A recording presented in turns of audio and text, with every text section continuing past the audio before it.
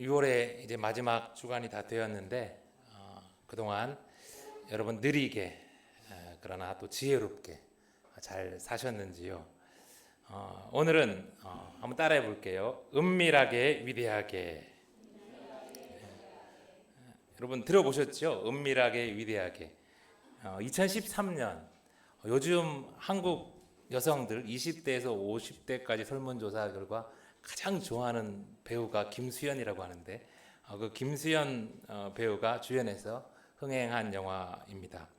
북한의 남파 특수공작, 그 공작 최고의 엘리트 전사 그 김수현이 이제 남한에 잠입, 이제 위장해서 당의 그 명령을 기다리는데 위장하라고 하는 그 신분이 하필 그 달동네 바보예요. 그래서 하루 종일 그 온갖 놀림을 받고 시달리는 가운데 그래도 그 혁명 그 과업을 완수하기 위해 꼭 참고 있다가 이렇게 일어난 여러 가지 에피소드를 그려서 제법 흥행에 성공하고 김수현도 이렇게 좋은 연기를 펼쳤던 그런 영화죠. 여러분 오늘 말씀에도요 엄청난 능력을 가지고 있으면서 예루살렘에 왔지만 자신의 목적하는 바를 이루기 위해서 아주 은밀하게 때를 기다린 사람이 있습니다. 11절부터 다시 한번 들어볼게요. 내가 예루살렘에 이르러 머무른 지 사흘 만에 내 하나님께서 예루살렘을 위해 무엇을 할 것인지 내 마음에 주신 것을 내가 아무에게도 말하지 아니하고 밤에 일어나 몇몇 사람과 함께 나갈새 내가 탄 짐승 외에는 다른 짐승이 없더라. 지난주에 이어서 우리가 느헤미야에게 배울 첫 번째 모습은요, 그가 예루살렘에 도착하고 나서 아무것도 안 했다는 겁니다. 느헤미야는 힘들게 기회를 얻어서 예루살렘의 총독으로 왔죠. 무려 4개월 정도 되는 그 긴 시간 고된 여행을 해서 예루살렘에 도착한 거예요. 그러면 여러분 어떻겠습니까? 서둘러 이 예루살렘 성벽 재건을 해야 될 것 같은데 느헤미야는 그 일에 뛰어들지 않고 무려 3일 동안을 아무것도 안 합니다. 느헤미야가 왜 그랬을까요? 뭐 당연한 소리지만 느헤미야도 사람인지라 일단 피곤했어요. 수상궁에서 예루살렘까지 4개월의 그 긴 여행을 했기 때문에 느헤미야에게도 휴식이 필요했습니다. 여러분 우리도 다 마찬가지예요. 기계가 아닌 사람인 이상 아무리 중요한 일이라도 우리는 쉬어야 합니다. 쉬지 않고 달리기만 하면 어떻게 될까요? 빨리 달린다고 쉬지 않고 간다고 목적지에 빨리 도달할 수 있을까요? 초단거리는 그럴지 모르겠지만 웬만한 장거리는 아닐 거예요. 사람인 이상 고장나고 쓰러집니다. 그래서 하나님은 십계명에 있어서도 이제 대신 계명이어서 대인 계명이라고 하는 그런 십계명을 줄 때 무려 4번째로 안식일을 기억하여 거룩하게 지키라라고 말씀을 하세요. 사람은 6일을 일했으면 반드시 쉬어야 한다는 것이죠. 그것이 설령 하나님 나라를 위한 일이라 해도 사람은 자신의 약함을 알고 쉬면서 가야 합니다. 쉬면서 쉴 동안 막 오락을 즐기라는 것이 아니라 이 길이 제대로 가고 있는 길이 맞는지 하나님께 물어보고 또 재충전하는 하늘로부터 오는 힘을 재충전하는 시간이 우리 모두에게는 필요하다는 거예요. 느헤미야는요 자신의 그 목적을 위해서 급하게 힘들게 서둘러 달려간 것이 아니라 쉬면서 느리게 갔습니다. 느리게 가야 오래 갈 수 있고요. 노련한 그 나무꾼은 쉬면서 그 도끼날을 간다고 하잖아요. 느헤미야가 이 고대했던 이 예루살렘에 도착하자마자 3일을 침묵한 데에는 또 다른 어쩌면 더 중요한 이유가 있는데요. 그는 느헤미야가 이 예루살렘에 도착했을 때의 그런 분위기 때문이기도 하죠. 여러분 느헤미야가 도착했을 때의 예루살렘이 어땠을까요? 오늘 말씀에 묘사해 보니까 이 성벽이 다 무너지고 그 곳에는 사람이 타고 다닐 말 한마리조차 제대로 없었던 아주 그냥 황폐한 그런 도시였죠. 그런데 그곳에 신임 총독이 이제 수상궁에서 쫙 왔습니다. 아마 도시 곳곳에 경축 신임 총독 느헤미야를 환영합니다. 뭐 이런 게 막 플랜카드가 붙어 있었을 거예요. 거기다가 이 페르시아의 군대 장관이 다 앞장서고 이 기마대의 호의를 쫙 받으면서 이 촌동네, 무너진 동네 예루살렘에 도착한 이 신임 총독 느헤미야의 위세는 실로 대단했을 겁니다. 그런데요, 오늘 느헤미야는 바로 그런 분위기를 경계한 거예요. 여러분, 오늘 느헤미야가 예루살렘에 온 목적이 무엇입니까? 자기가 페르시아의 이 식민지 치하에서 수상궁에서 특별히 잘해가지고 내가 성공해서 신임 총독으로 금이 환영했다는 것을 온 사람들한테 알리고 인정받는 게 그의 꿈이었습니까? 아니잖아요. 느헤미야가 예루살렘에 온 목적은 단 하나, 이 무너진 예루살렘 성벽을 재건해서 이 예루살렘 공동체가 다시 하나님의 나라 될 수 있도록 그렇게 회복시키는 게 그의 목적이었잖아요. 그런데 도착한 이 예루살렘의 분위기는 그게 아니었어요. 느헤미야를 이 예루살렘으로 보내주신 하나님을 높이는 것이 아니라 신임 총독으로 온 자기가 막 엄청나게 높아지고 있었잖아요. 그래서 느헤미야는 자기에게 관심이 집중되고 자기가 높아지는 것을 조심하고 경계하려고 의도적으로 이 3일간 침묵에 들어간 거예요. 따로 표현되었지는 않지만 여러분, 느헤미야가 3일간 뭘 했겠어요? 12절 말씀해 보니까 내 하나님께서 예루살렘을 위해 무엇을 할 것인지 내 마음에 주신 것을 내가 아무에게 말하지 아니하였다. 아무에게 말하진 않았지만 뭐 했어요? 자기 마음에 하나님께서 내게 주신 그 목적을 다시 새겼다는 것이죠. 내가 왜 왔는지, 내가 무엇을 하려고 하는지를 다시 마음에 새기면서 느헤미야는 기도한 거예요. 여러분, 우리에게 이런 모습을 자주 보여주신 분이 계신데 누구일까요? 예수님. 예수님께서 말씀을 들으러 모인 사람들을 불쌍히 여기사 빵 5개와 물고기 2마리로 무려 남자만 5,000명 이상을 먹였잖아요. 그러자 그 군중들 가운데 무슨 일이 벌어집니까? 요한복음 6장 15절. 그러므로 예수께서 그들이 와서 자기를 억지로 붙들어 임금으로 삼으려는 줄 아시고 다시 혼자 산으로 떠나가시니라. 사람들이 몰려와서 우리 예수님을 왕으로 삼으려는 거예요.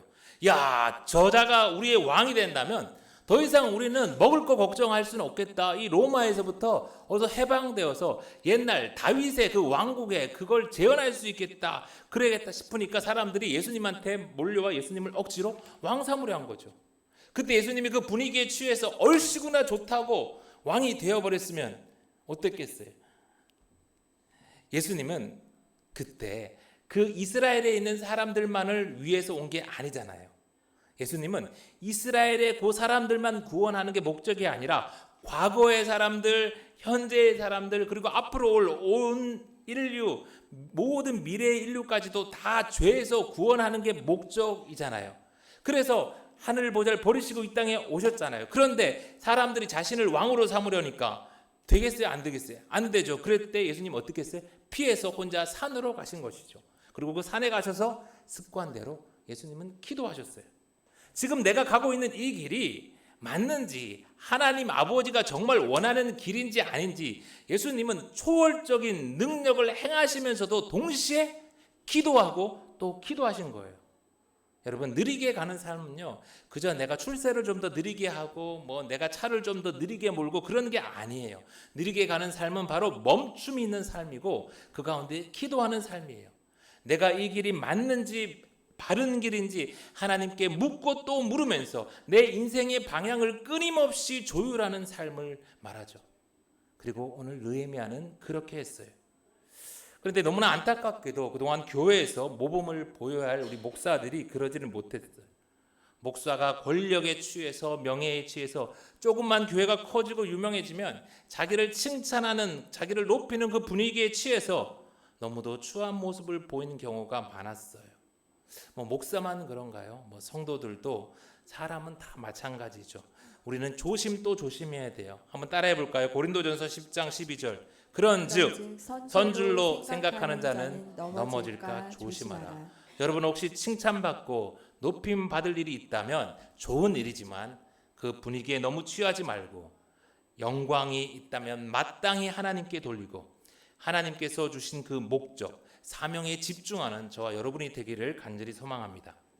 두 번째로 우리가 느헤미야에게 배울 모습인데요. 13절부터 좀 긴데 빠르게 한번 다시 들어보겠습니다. 그 밤에 골짜기 문으로 나가서 용정으로 분문에 이르는 동안에 보니 예루살렘 성벽이 다 무너졌고 성문은 불탔더라. 앞으로 나아가 샘문과 왕의 못에 이르러서는 탄짐승이 지나갈 곳이 없는지라.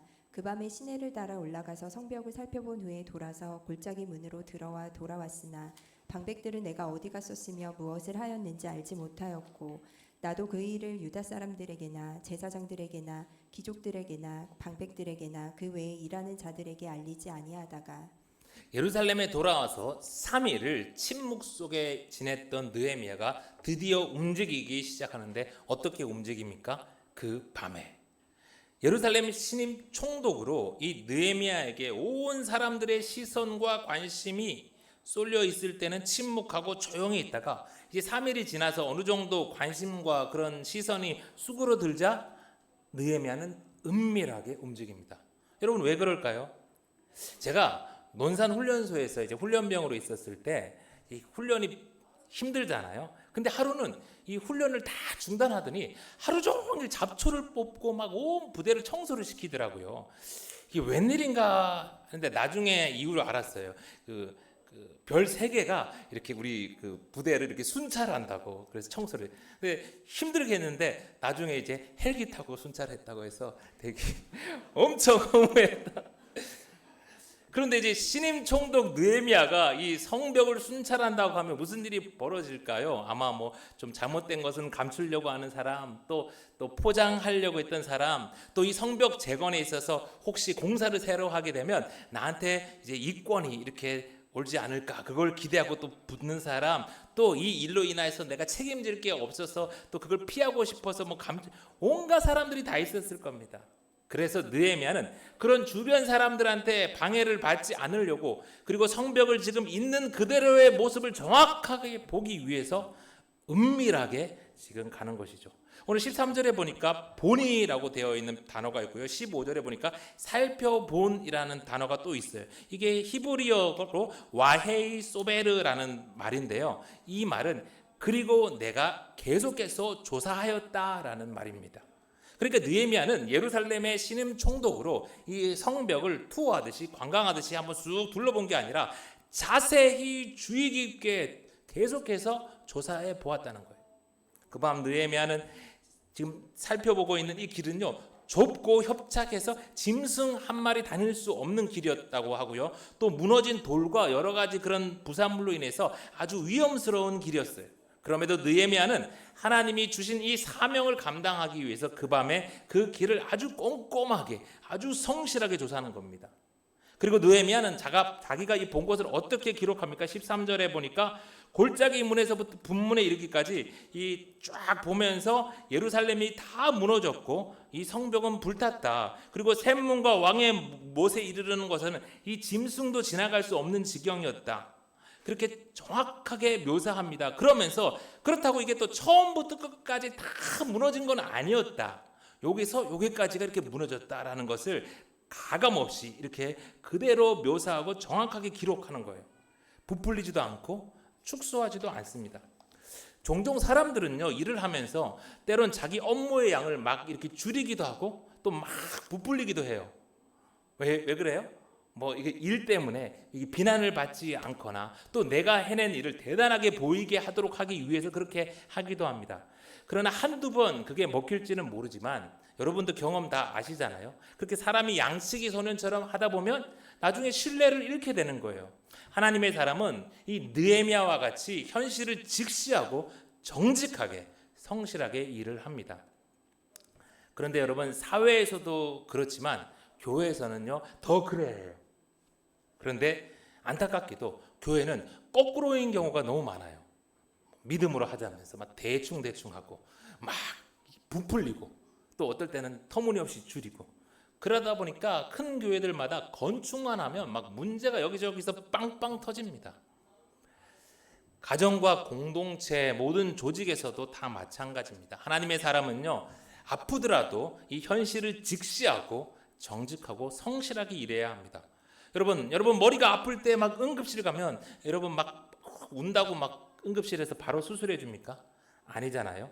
응급실에 들어가면 가장 먼저 하는 일이 뭡니까? 거기서 진단부터 해요. 진단. 사람을 갈라요. 이렇게 정말 급한 사람, 좀 덜 급한 사람. 왜냐하면 이 머리가 똑같이 아파도 뇌출혈과 뇌경색은 치료 방법이 전혀 다르거든요. 그래서 옆에서 아무리 울고 난리를 쳐도 의사는 이 혈관이 막힌 것인지 아니면 혈관이 터진 것인지 그 진단부터 한 다음에 처방을 들어가게 되는 것이죠. 가정, 교회, 공동체 다 마찬가지입니다. 감싼다고 모른 척 한다고 되는 게 아니지요. 정확한 진단과 처방을 해야 되는데, 여러분 안타깝게도 지금 우리 교단이 세습에 이어서 이 세습하는 쪽이 이렇게 세운 그 총회장이 불륜을 저질러 가지고 그것이 기사화되면서 난리입니다. 안타까운 것은 그 목사의 불륜이 이전부터 그 교회 장로와 몇몇 사람들은 다 알고 있었다는 거예요. 그런데도 그 사실을 자기들끼리 쉬쉬하면서 그렇게 총회장까지 되게 했다가 그만 이번에 이게 불륜 사건이 터지면서 하필이면 또 파주에 무슨 모텔이야. 온 교회가 그냥 수치를 당하고 있어요. 교회나 사회나 현실을 정확하게 보고 아프더라도 그리고 정직하게 성실하게 일하는 것이 우리의 지혜이고 최선이지요. 세 번째 느헤미야에게 배울 모습입니다. 우리 17절부터 다시 들어볼게요. 후에 그들에게 이르기를 우리가 당한 공경은 너희도 보고 있는 바라. 예루살렘이 황폐하고 성문이 불탔으니 자 예루살렘 성을 건축하여 다시 수치를 당하지 말자 하고, 또 그들에게 하나님의 선한 손이 나를 도우신 일과 왕이 내게 이른 말씀을 전하였더니 그들의 말이 일어나 건축하자 하고 모두 힘을 내어 이 선한 일을 하려 하매. 3일간 침묵하면서 휴식을 취하고 기도를 한 느헤미야는 그 다음 이제 내가 해야 할 일에 대한 조사를 아주 현실을 직시하면서 성실하게 다 마쳤어요. 그리고는 이제 모든 사람들 앞에서 때가 되었을 때 말하기 시작합니다. 첫째로 우리가 당한 공경은 너희도 보고 있는 바라. 예루살렘이 황폐하고 성문이 불탔으니 자 예루살렘 성을 건축하여 다시 수치를 당하지 말자. 분명 이 예루살렘에는 제사장, 귀족, 방백 그리고 일반 백성들까지 다 섞여 있었다고 해요. 그런데 그들 앞에서 느헤미야가 뭐라고 해요? 너희가 쟤네가 잘못했다는 것이 아니라 우리가 당한 공격이라 이야기합니다. 사실 느헤미야는 지금 예루살렘에 온 지 며칠 됐어요? 3일밖에 안 됐어요. 문제가 있다면 느헤미야와는 상관이 없는 문제입니다. 그런데 느헤미야는 나는 저기 이렇게 심판하는 사람이니까, 나는 고치는 사람이니까 이렇게 너희가 잘못했으니까 너희가 고치라는 것이 아니라 우리가 당한 공경이라고, 자기와 엄밀히 상관이 없는 것 같아 보이지만 느헤미야는 이 예루살렘, 고통 당하고 있는 예루살렘 공동체의 자신을 포함시켜요. 느헤미야는 예루살렘의 문제를 총독으로 나와 상관없는 문제로 보지 않고 나의 아픔, 우리의 아픔으로 그렇게 여기고 해결하는 것이죠. 고린도전서 12장 26절을 우리 다 같이 한번 읽을게요. 시작. 만일 한 지체가 고통을 받으면 모든 지체가 함께 고통을 받고, 한 지체가 영광을 얻으면 모든 지체가 함께 즐거워하느니라. 너희는 그리스도의 몸이요 지체의 각 부분이라. 여러분, 교회는 이런 곳입니다. 교회는 한 몸, 한 지체, 한 공동체인 것을 우리 잊지 말아요. 아멘. 그리고 느헤미야는 이번에도 이 아닥삭스다 왕을 설득했던 거와 마찬가지로 이 수많은 무리의 사람들을 설득할 때 어떻게 하냐면 정말 한 줄의 센텐스로 요약해서 이 문제의 원인과 해결책을 명료하게 제시하죠. 예루살렘이 황폐하고 성문이 불탄 게 우리가 수치를 당하는 원인이니까 해결책은 자 예루살렘 성을 건축하여 다시 수치를 당하지 말자라고. 얼마나 명료합니까? 말이 길다고 설득이 되는 게 아니잖아요. 설교가 무조건 길다고 좋은 게 아니듯이 한 사람 왕을 설득하는 것과 마찬가지로 수많은 대중을 설득할 때 이 느헤미야는 아주 핵심을 명료하게 전달했어요. 혹시 이번 한 주간 여러분 누군가에게 발표하거나 이렇게 누군가를 설득할 때 있을 때 기억하고 이 한 줄로 이렇게 탁 말하는 것을 한번 훈련해 보세요. 우리 성도님들에게 모두 이런 지혜가 있기를 소망합니다. 계속해서 느헤미야 말을 들어볼게요. 18절. 또 그들에게 하나님의 선한 손이 나를 도우신 일과 왕이 내게 이른 말씀을 전하였더니 그들의 말이 일어나 건축하자 하고 모두 힘을 내어 이 선한 일을 하려 하네. 계속해서 느헤미야가 어떻게 말을 하냐면 먼저 뭘 얘기합니까? 하나님이 자기를 도우신 일을 전합니다. 하나님이 도우신 일을 전하는 것. 이 일은 그저 나의 욕망이나 나의 그런 것을 위한 것이 아니라 하나님이 주셨던 그 비전을 공유하는 것이죠. 더불어 또 중요한 게 아닥삭스다 왕의 말을 함께 전해요. 하나님의 말을 전하고 그 다음에 당시 최고의 권력자인 페르시아의 왕의 말을 전합니다. 둘 다를 이용하는 것이죠.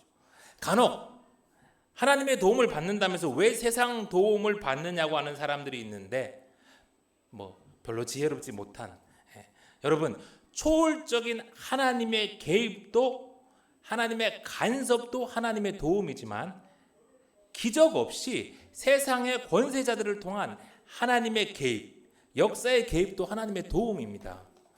기도에서 병이 낫는 것도 하나님의 개입이고 은혜이지만 좋은 의사를 만나서 좋은 치료법을 만나서 암이 낫는 것도 하나님의 역사고 은혜인 거예요. 우리가 큐티 말씀을 통해 보았듯이 바울이 예루살렘에서 죽임을 면하고 로마로 이동할 수 있었던 것은 그 당시 천부장의 도움 덕분이었어요. 또 유라굴라 광풍 속에서 죄인들을 다 죽이려 할 때 이 바울이 그 군인들 사이에서 목숨을 건질 수 있었던 것도 이 백부장 덕분이었어요. 여러분 하나님은요 로마의 천부장도 백부장도 다 움직일 수 있어요.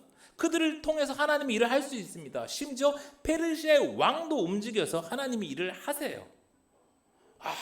나는 의사는 믿지 않아. 나는 기도해서 이 병을 나을 거야. 그럴 필요 없어요. 하나님이 기적적으로 병도 낫게 하시지만 의사를 통해서도 하나님이 가진 수많은 지혜와 우리에게 주신 그런 것들을 통해서 하나님 다 역사했어요. 이런 방식은 안 된다. 저런 방식은 안 된다. 하나님은 이렇게만 일해야 된다. 하나님을 내 방식으로 가두는 것조차 우리의 교만이고 어리석음입니다. 아멘.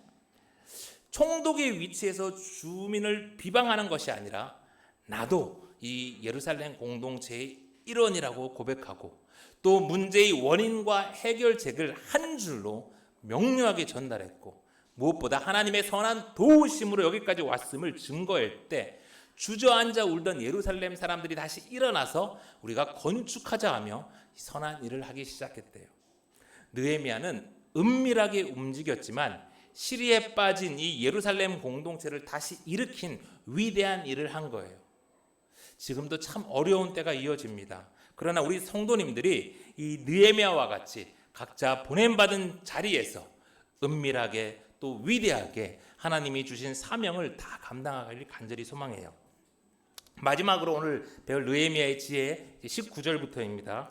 호론 사람 산발락과 종이었던 암몬 사람 도비아와 아라비아 사람 게셈이 이 말을 듣고 우리를 업신여기고 우리를 비웃어 이르되 너희가 하는 일이 무엇이냐 너희가 왕을 배반하고자 하느냐 하기로. 제가 이제 교회를 저 혼자 하는 것이 아니라 우리 성도님들과 함께 평신도 리더십을 세워가지고 더 교회를 한층 업그레이드 하려고 이렇게 하다 보니까 요즘 얼마나 이 사단의 공격이 방해가 심한지를 모릅니다. 우리 성도님들 가정에도 어려움이 많이 있지만 월요일부터 그냥 막 쏟아지는 거예요. 지난주 주방공사 끝내가지고 이제는 좀 쉬어야겠다 하는데 그동안 막 아무래도 안 나가던 이 전셋집이 월요일 아침에 갑자기 보러 오더니 보고 나서는 바로 그냥 집을 나가버린 거예요. 그러더니 7월 말까지 자기들이 지금 다른 집에 이렇게 잠깐 얹혀 있는데 무조건 빨리 들어올 수 있으면 좋겠다고 7월 말까지 집을 비워주는 게 조건이라는 거예요. 그래서 계약을 하고는 막 서둘러 집을 찾기 시작했습니다. 지금 6월 다 끝났잖아요. 그래서 집을 찾기 시작했는데 집을 찾으러 막 가려고 하는 그 와중에 또 그날 또 이렇게 목사님들 세미나 모임이 있어서 거기도 막 하는 가운데 우리 정민이가 또 너무 이렇게 크게 다쳤다는 연락까지 받고 그리고 막 속상해 있는데 또 가까운 분이 또 응급실에 급하게 가야 돼서 또 응급실을 가는 그런 일들을 또 처리하고 막 정신이 하나도 없었어요. 그런 와중에 또 우리 겨자나무에 있는 예쁜 그 어린이 그림 그려준 우리 친한 친구 자매님이 어머님이 이제 췌장암에 걸려서 1년간 투병했는데 그날 또 돌아가신 거예요. 그래서 뭐 장례식 갔다가 막 정신없이 일이 막 터지는 거예요. 그런데 그럴수록 더욱 제 마음은 평안했어요. 그래서 하나님이 계속해서 느리게 가라고 했구나. 느리게 지혜롭게. 그래서 힘들었지만 제가 새벽마다 나와서 기도했죠. 우리 아픈 우리 성도들. 왜 이렇게 우리 발 다친 성도들은 더 많은지. 새벽을 깨우면 기도한 거예요. 그랬더니 월요일 집 나갔잖아요. 이제 화요일 날 집 보러 갔는데 우리 부동산 사장님이 이 남은 시간이 얼마 너무 짧아가지고 이 전세는 힘들 거고 이제 월세를 이렇게 구해야 된다라고 해야 돼서 뭐 그러라고 지금 한 달도 안 남았으니까 있는 집 빨리 구해달라고 했는데 세상에 집 보러 간 지 2시간 만에 집을 구했어요. 그것도 월세도 아니고 전세로. 그래가지고 다 해결돼 버렸어요. 얼마나 감사한지.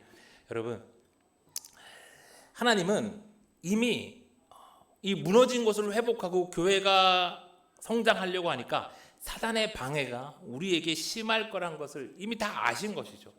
그러니까 서둘러 가다가 급하게 가다가 넘어져서 다치지 말라고 일보다도 하나님을 바라보면서 우리가 시선 찬양했듯이 주님께 집중하면서 주님의 뜻을 묻고 또 주변에 우리 공동체의 아픈 사람들, 넘어진 사람들을 살펴보면서 그들과 손잡고 함께 가라고, 계속해서 느리게 가도 괜찮다고, 지혜롭게 가라고 그렇게 말씀을 하신 것이죠. 수요 기도회 때 바울이 그랬잖아요. 하나님께서 배 안에 든 그 돈 되는 화물은 다 버리고 심지어 구조 보트도 버리고 그리고 당장 먹을 식량도 다 버려도 이 배 안에 있는 276명의 이 생명을 살리라고, 그러기 위해서 느리게 가라고 이 해안까지 그렇게 바울을 시켰잖아요. 우리도 그래야 하는 거예요. 여러분, 그러려면 어떻게 됩니까? 이 사단의 방해가 올 때 어떻게 해야 됩니까? 20절 말씀 같이 볼게요. 다시 시작. 내가 그들에게 대답하여 이르되 하늘의 하나님이 우리를 형통하게 하시리니 그의 종들인 우리가 일어나 건축하려니와 오직 너희에게는 예루살렘에서 아무 기업도 없고 권리도 없고 기억되는 바도 없다 하였느니라. 사단의 그 공격 무기가 뭡니까? 거짓의 압이잖아요. 구라. 우리 겁주는 거잖아요. 너 그러면 죽는다. 너 그러면 망한다. 근데 그런 것에 흔들리지 말라는 것이죠. 하늘의 하나님이 우리를 형통하게 하실 것을 믿어라. 느헤미야는 믿으라 했고 믿었어요. 그리고 하나님이 우리를 형통하게 하실 것을 믿고 어떻게 했어요? 내가 해야 될 이 성벽 재건하는 일에 우리 집중하자. 그리고 집중했어요. 여러분들을 그 흔드는 수많은 이 사단과 그의 앞잡이 노릇을 하는 사람들이 있을 거예요. 그들이 막 우리의 삶을 흔들 겁니다. 그런데 뭐래요? 그들에게는 천국에 아무 기업도 없고 권리도 없고 기억되는 바도 없다. 그러니 그들과 막 말 섞으면서 힘들어할 필요도 없고 그들을 무시하면 돼요. 우리가 해야 할 일은 우리 삶에 무너진 곳을 우리가 회복시키는 것이지 그들의 말과 다툼하는 게 아니잖아요. 우리도 하나님이 우리를 형통하게 하실 것을 믿으며 내 삶에 무너진 것들을 재건하며 우리에게 맡기신 일, 특별히 예수 생명교회니까 예수로 생명 살리는 일에 집중합시다. 이제 말씀을 마쳐요. 여러분, 오늘 느헤미야의 준 모습 다시 한번 설교를 들으면서 이렇게 기억하면서 그럴 수 있었으면 좋겠어요. 첫 번째로 혹시 칭찬받더라도 흔들리지 말고 우리 쉬면서 기도하면서 다시 한번 내게 주신 사명에 이제 집중하기. 두 번째, 감추지 말고 숨기지 말고 부풀리지도 말고 성실하고 정직하게 내가 해야 할 일을 하기.